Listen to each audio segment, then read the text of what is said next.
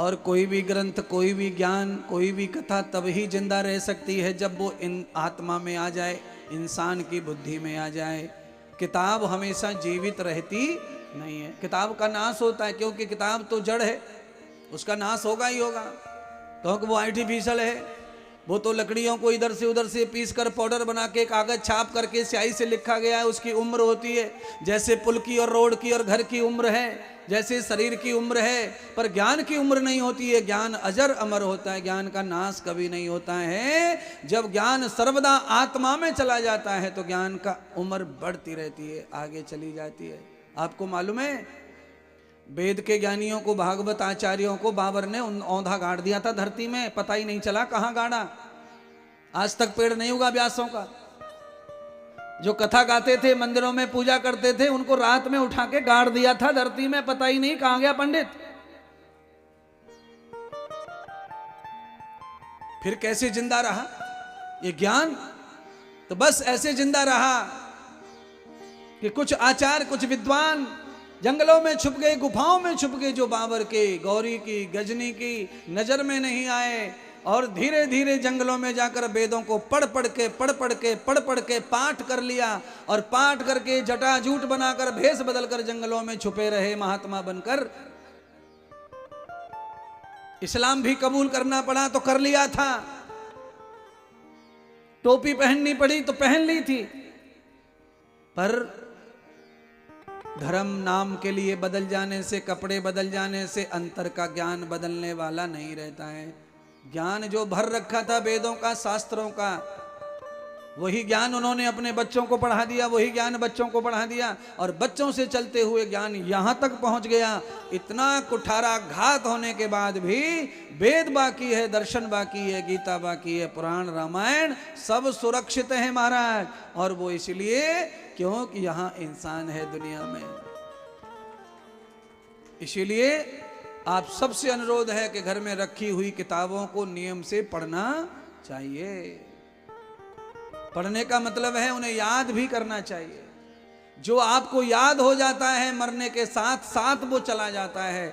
अगले जन्म में जैसे ही आप पढ़ने लगते हो, पिछले जन्म की विद्या भी प्रकट हो जाती है। इसीलिए जल्दी से जल्दी ज्ञान आपको हो जाता है। बचपन से ही आप बहुत जल्दी रटने लगते हैं, पढ़ने लगते हैं। लोग हैरान हो जाते हैं कि 7 साल का बालक इतनी जल्दी कैसे कथा कर रहा है। ये पता 7 साल का नहीं है, ये 70 साल पहले सीखा कथा, मर के लौट आया है, दोबारा 7 साल में कथा गाने लग गया है। इतना फर्क पड़ता है पिछले जन्मों के संस्कार का, विद्या का। इसलिए इस जन्म में चाहे भगवान ना मिले, भक्ति भजन सत्संग कथा करते रहो, चलते रहो, करते रहो। आधे अधूरे जितने भी कैसे भी चले जाएंगे, अगले जन्म में ये नंबर जुड़ते हैं, और इन नंबरों को जुड़ के ही मेरिट बनता है। उस मेरिट के हिसाब से बुद्धि मिलती है, आत्मा मिलती है, मन मिलता है, शरीर मिलता है। इसी पंडाल में देखो कैसी कैसी मूर्तियां बैठी हैं अलग अलग। कोई कोई तो बिल्कुल सुंदर नहीं है इंसान। बोलो, वो भी इंसान ही है, सुंदरता के नाम पर बेचारा है। और कोई कोई इस पंडाल में ऐसा सुंदर बैठा है कि क्या भगवान ने पूरी दुनिया का मटेरियल इस पर पोत दिया है क्या? ये ऐसे भगवान किसी के साथ जाति नहीं करते। ये स्वयं के हमारे कर्म की पूंजी से ही शरीर और सौंदर्य प्राप्त होता है। मिस्त्री के पास में कला तो होती है, पर मिस्त्री के पास में सीमेंट, रेत, ईंट, गिट्टी ये नहीं होता है। ये तो बंगला बनाने के लिए गोपाल जी खुद ही लाना, कौन सी कंपनी का टाइल लाना है, कौन सा मार्बल लगवाना है मंदिर में। अंदर से आवाज आई गोपाल की पत्नी की, इटालियन लाना, इटालियन मेरे मंदिर में है।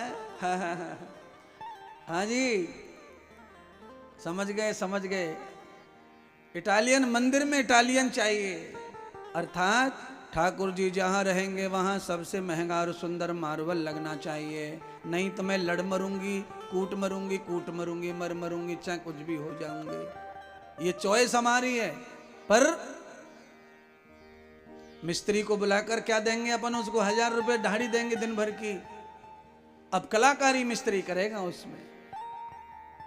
परमात्मा कलाकार हैं, परमात्मा मिस्त्री हैं, दुनिया को रचने वाला, निर्माण बनाने वाला परमात्मा हमारे कर्मों की पूंजी को हम में ही लगाकर हमें स्वास्थ्य, बुद्धि, आंख, नाक, कान, बाल, हाथ, चित्र, चरित्र सब देता है।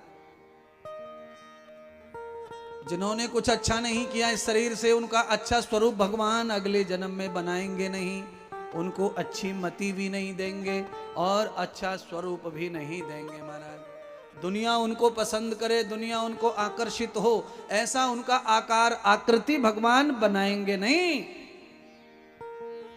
क्यों नहीं बनाएंगे?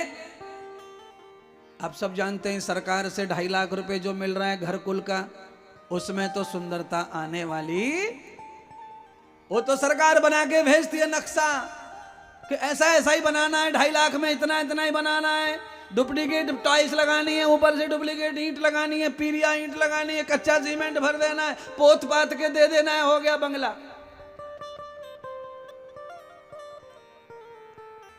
और सुनो, 2.5 लाख रुपए सरकार से जो मिल रहे हैं, उसी में अगर आप अपना भी कुछ 5-7 लाख और जोड़ दें तो फिर आप अपने पसंद का डायग्राम बना सकते हैं, आगे का गेट, शीशम की लकड़ी का दरवाजा वगैरह वगैरह आप फिट कर सकते हैं। इसलिए भगवान जो तुम्हें दे रहा है, अगर और अच्छा तुम्हें चाहिए तो खुद की कमाई का माल डलवाओ, मिस्त्री से कहो मिस्त्री खड़े होकर ऐसा बनाओ, इसको गलत कर दिया तुमने, जरा और चिकना करो। तो भगवान से भी तुम लड़ सकते हो, पर लड़ाई कब होगी? जब माल अच्छा दोगे तब लड़ने का फायदा है। अब जब तुमने ही कुछ काम नहीं दिया है तो काहे की लड़ाई? क्यों सुनेंगे भगवान? फिर भगवान क्या करेंगे तुमको? ईंट का भट्टा वाला जो सांचा रहता है ना, उसी में डाल के थपथपा के भेज देंगे, जा बेटा जा कांकेर में जाके जन्म ले ले, जा, भौंतड़ी सी नाक, भोकड़े से कान।